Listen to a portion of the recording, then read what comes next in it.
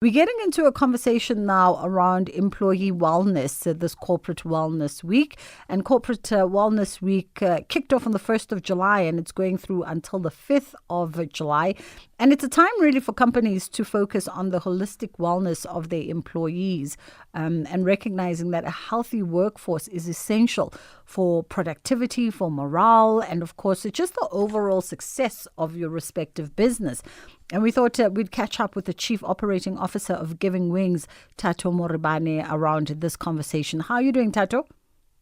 I'm well, Bridget. How are you doing? I'm awesome. Thank you. I'm awesome. Let's get into, firstly, let's get some background and some contextualization around Giving Wings. Definitely. So I am from Giving Wings. We are a strategic consulting executive coaching and development organization. We are based here right in the heart of Johannesburg. And our purpose and mission is actually just spearheading high quality, dynamic programs for professionals, executive teams, and entrepreneurs by equipping them with the necessary knowledge and tools to help them propel their success. So in a little bit of a nutshell, that's us. We've been around for the last 10 years, working with some highly listed JSE companies as well as other organizations as well. Yeah. Let's talk around, Corporate Wellness Week and the significance of a week like this, in part serving as a reminder to, various sectors around matters of mental, physical, and all-round wellness. No, definitely. And I think, it comes at a time where our country is going through some interesting changes and employees and employers overall are overwhelmed with the amount of stimulation that's coming through. So when we really think about this week, it's really about an opportunity to take a step back and really refocus in terms of our own mental capacity as employees and leaders in different organizations, but also understand what is it that in the environment we're operating in, maybe a reflection with regards to our purpose, right? Because it's in that clarity of understanding our existence, what it is that we're doing as organizations that can also help alleviate some of the stresses that individuals are facing, especially when it comes into the workplace. So when we look at around the mental capacity and all these challenges, it's really around honing in on where our people are. And that is really about spending time in understanding their challenges and trying to see how, as organizations, we can come through to assist them in alleviating them. So that really speaks to, how do we band together and just start having honest conversations around how we're truly feeling, so that it can help us give a little bit of clarity with regards to what are some of the actions that we might need to take in the spaces that we're operating in to alleviate these challenges. Yeah. And a healthy workforce is actually a productive workforce, right? And so placing emphasis and focus on wellness, I'm presuming, should be an integral part of any business or any sector. Definitely, it should. And at times, I think, when all these events happen and we are struggling, I mean, most organizations now are going into financial year end. So there's a whole lot of influx coming in with regards to getting to that end year push or mid year push. And when it comes to wellness, it's a continuous thing. It's a day to day. I always say, even with the team here at Giving Wings, when you come whole. You don't come as half a person. You don't come as a quarter person. So it is very important for us to have a full holistic view around what is it that is happening so that we can impart the necessary assistance where needed. I mean, mental wellness in organizations, it's quite, it's an important component of day to day. Because in pushing for those objectives to be met, in pushing for those deadlines to be met, people also have their personal lives that they are facing. So it is important that, we spend time in understanding what these challenges are, be it macro, micro challenges that we're facing, so that employees can almost curate programs or curate initiatives that are really speaking to the heart of the problems that people are facing. Absolutely. And, we speak, and obviously we're speaking, and we're in full thrown winter and trying to guard against the usual sort of culprits of winter influenza and things of that note.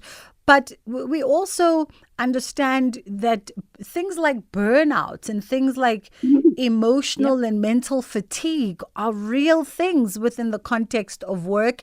And perhaps we don't speak about that because it's also not in the social culture to recognize those as things, that medical issues that need to be addressed and focused on. No, very true, very true. And I think, what's very sad about not speaking about it is that when the gaps start arising, we sit back and we want to understand, oh, but where did that come from, right? And it's really around ensuring that we're creating spaces, safe spaces, right, where people they have channels in which they can have these conversations with regards to whatever it is that they're going through. And I think as employers, it is very, very important to ensure that those channels are in place where employees can go to these spaces and feel comfortable in terms of sharing what it is that they're going through. One thing that's also quite prevalent is, in any work environment, when organizations, we go out, we have these big visions, we've got these big missions, right? And when you employ people into your space, there's also that feeling of, I carry a lot of this because I'm part of this organization. I am part of vision. I see this output and where we need to get to. But at times, as organizations grow and they get bigger and bigger over time, it starts getting lost in translation in certain areas. So therefore, you then walk away with individuals that feel a little bit disconnected from their purpose within the environment. And if you add on any other issues that come about, it's a culmination of all these things that also lead to challenges with regards to mental health. So for me, it's also around, when you're in an organization, ensuring that we give clarity to the people in our spaces. What is it that we're here to do? What is our mission? What is our purpose? What is our vision? Where do we need to go? So that in all aspects, you can have everything going crazy in your life. But if you know that there's clarity in my workspace and I'm very clear in terms of what the outputs need to be, it almost gives a sense of peace in that space. So where there's commotion in other places, we always say that as employers, we must really try hard to create a sense of peace and understanding. I'm not saying it's going to be smooth sailing all the time. But I'm saying that in terms of ensuring that that clarity is given, you alleviate at least one big hang-up that can exist in a person's life. Where all the other areas, it is something that we work on to try and see how we can assist in solving certain areas. Unfortunately, from the flu, you might just need to sit through it and take a whole lot of meds. And take your sick leave, because that's also important. We must take care of ourselves and we must fuel ourselves so that we give energy to all aspects of our lives that require it. Absolutely. And when we talk matters of health and wellness from the corporate perspective, we also understand the real sort of tangible implication that has on the company's finance, on the company's budget and structure, because an unfit, unhealthy workforce, as we said at the beginning, equates to, non-productivity in the workplace. Correct. And I think, everybody sees it. Quite a number of organizations are going through some tough times right now. And, with all of that, needs individuals that come into the space who are clear and are innovative and can share ideas. Bridget, I'm going to be really honest with you. We're living in a world where we're going through exponential growth, right? So what you saw last week, 2 weeks from now, it's tripled in terms of its impact. So organizations really are looking for individuals that are able to tune in so that they can become innovative, they can share ideas, we can come up with solutions that better the livelihoods of our clients and customers. So the importance of actually paying attention to our employees that are falling off the bus with regards to their own mental capacity. It's quite important that organizations are awake to that, because those are the individuals that need to drive the changes that organizations so desperately need in order for them to be competitive in a highly competitive environment. So what do businesses need to put in place in order to ensure that the health and wellness needs of the human resource, the staffing body, is taken care of and is adequately provided for?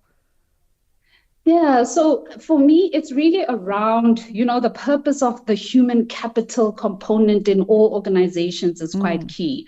The culture of the organization also needs to create an environment where individuals have those points where they have the areas where they can go and have such conversations. So how human capital can truly be a partner to an organization is by ensuring that when it comes to the wellness of the employees, it's not just about our ability to onboard you when you join the organization and offboard you when you leave, but almost really work hard in terms of understanding holistic individual growth paths and where is it that they want to go within the organization, where we are seeing that someone is falling off that line or that ideal roadmap created for themselves. That's where the conversations come in. It's and at times it becomes very difficult in big organizations, and I guess that's why we create managers and senior managers, all these types of leaders.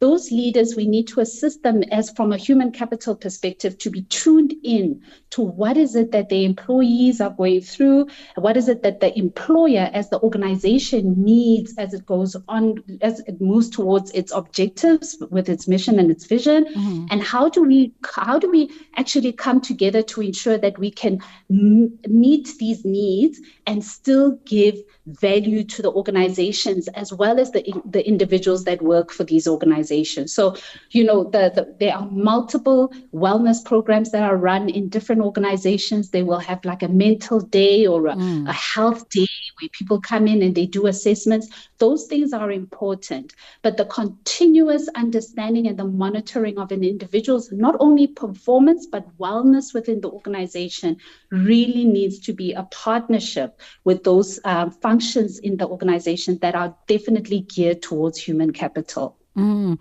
when one talks on this theme of sort of the resources that are in place, one looks at how with the rising cost of operations and everything else that industries have to deal with, we see some reading that a lot of companies have had to scale back on things like medical aid cover, for instance, for most employees, which at some point was a common thing, or scale back on the cover plans, etc. How do then employees sort of bridge that gap, right? Because a lot of people rely on their companies stepping in to assist in real tangible ways. No, very true. And I think it's very indicative of just where we are as a country from an economic perspective. I think there's also ways in which we can start becoming a little bit innovative in terms of how do we solve for some of these issues that we're facing. So there are quite a number of entrepreneurs that are out there. I know, with organizations that are focused as well in terms of on human development, similar to us, where we can come in and really assist you in terms of identifying where the gaps are in terms of where the employees themselves are in the organization, right? And a lot of the times we find that the stress that employees have is really embedded in the culture of the organization. How do you work day to day? The anxiety that comes with having to wake up in the morning and go to the office and you're like, oh, I don't want to go work in that space. But you know that it's something that you need because at the end of the month, that paycheck is your livelihood. Yeah. So how do we ensure that with the absence of such, big scale solutions, we are able to bring organizations such as ourselves as Giving Wings, where we can start unpacking where are the cultural gaps within the organization that we can assist in closing. Because, mental challenges in the workplace Bridget, I've been in the corporate space for about 15 years. When it comes to just the culture of an environment, it can make or break the experience of an individual. So I Absolutely. always like to start there. Like, what is the culture of this environment when we walk into these organizations and we assist them? Because that will assist us in terms of how do we find innovative solutions that can help you in this time where we know that, we have to close the doors of operations and profit. How do we assist you in having those conversations with your people so that your culture can be such a great culture that it naturally creates innovation, creates a space of mental peace, and allows people to come to work and be quite, feel that they are contributing to something that really speaks to their purpose as well. Thato, you touch on something that I think a lot of people take for granted. And we say this in casual conversations, that people don't leave necessarily places of employment because remuneration is better elsewhere. They leave because of the other things that make that grass a greener pasture. Like you say, the corporate environment culture in that particular space, the understanding around people's needs for mental, psychological, and physical wellness, and how you tend to those needs, and how you innovate and individualize responses based on the human capital that you have. And I think a lot of businesses don't listen to experts like yourselves when they say this, that it's not always about the money. It's about how a person feels, how happy, how healthy, how balanced they are in your environment that keeps them there. Very true. Very true. I've worked in organizations. I've worked with organizations where people have outrightly came out and said, I didn't really leave for money. I actually ended up even taking a pay cut to move to this company because where I was, the culture was just so toxic. So understanding how that plays such an important component in productivity, in your profits, in everything. The culture of an organization is something that we really need to start focusing on so that we can reap the benefits and the fruits of productivity and profits. Because when people are happy, they're more enticed to bring forward ideas, to share what it is that they've seen, so that we can help our organizations become a little bit more innovative. Absolutely. You've definitely given them a nugget. I hope you become an expert that they listen to. Those ears in decision-making positions and ownership positions who listen to the show. If you hear nothing at all, take away Thato's last sentiment. I appreciate the time with you this afternoon. That was Thato Morobane, who's the Chief Operating Officer at Giving Wings, and of course, in conversation around Corporate Wellness Week.